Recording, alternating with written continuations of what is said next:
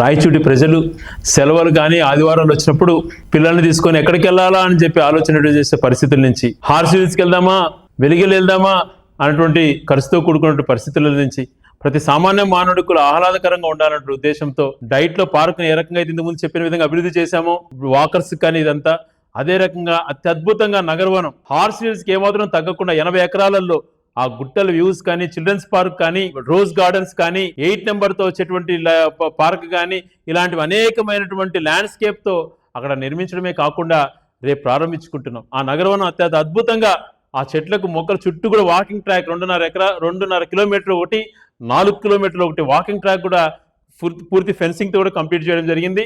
దాదాపుగా 2 కోట్ల CSR ఫండ్స్తో మళ్ళీ మిగిలినటువంటి మున్సిపాలిటీ ఫండ్స్తో బాత్రూమ్స్ కట్టడం అయితేనేమి అక్కడ అత్యంత అద్భుతంగా దాన్ని తీర్చిదిద్దుతున్నాం. ఆ 80 ఎకరాలు అక్వైర్ చేయడమే కాకుండా అది భవిష్యత్తులో ఒక సుందర వనంగా తీర్చిదిద్దపడుతుంది. దీంతో పాటు అక్కడ మళ్ళీ కూడా ఇంకొకటి శిల్పారామం అన్నటువంటిది ఒక కళ. ఎప్పటి నుంచో అనుకుంటున్నాం రాయచూటికి శిల్పారామం తీసుకురావాలని చెప్పి. గౌరవ ముఖ్యమంత్రి యొక్క సహకారంతో అది కూడా సాధ్యపడింది. 12 ఎకరాలలో శిల్పారామం కూడా వేగవంతంగా పనులు జరుగుతున్నాయి. రాబో నెలల్లోనే ఆ శిల్పారామం కూడా ప్రారంభించుకోగలుగుతాం. శిల్పారామం కానీ, ఈ నగరవనం కానీ, డైట్ పార్క్ కానీ, కళ్యాణమండపం దగ్గర నిర్మించబోయే ట్రాఫిక్ పోలీస్ దగ్గర నిర్మించబోయే పార్క్ కానీ, ఇప్పుడు ఇంకోటి 604 సర్వే నెంబర్లో మన మదనపల్లె రోడ్లో 3 ఎకరాలు అక్వైర్ చేసి అక్కడ ఒక పార్క్ నిర్మించబడుతుంది. భవిష్యత్తులో సుందరీకరణ విషయంలో జిల్లా కేంద్రం ఏర్పాటైన తర్వాత మిగిలిన నగరాలకు ఏ నగరానికి తీసిపోని విధంగా ఇవన్నీ కూడా అభివృద్ధి చేస్తాం. నేను ఒకటే కోరుతున్నా, నగరవనం అటువంటిది గతంలో మీరు కనీసం ఆలోచన చేశారా?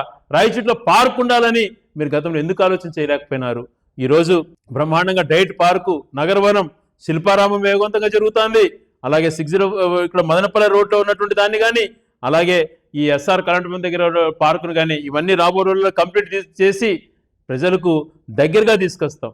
సంస్కృతి సాంప్రదాయాలు ఉట్టిపడే విధంగా శిల్పారామంలో ప్రతి మత సామరస్యాలకు అతీతంగా అక్కడ జరిగేటువంటి కార్యక్రమాలు అన్నీ కూడా చేసి అన్ని రంగాల వ్యక్తులకు కూడా ప్రోత్సహించే విధంగా ఒక ట్రెడిషన్కు, సంస్కృతికి, సాంప్రదాయాలకు మారుపేరుగా భవిష్యత్తులో తీర్చిదిద్దుతుంది అని చెప్పి తెలియజేసుకుంటున్నాను.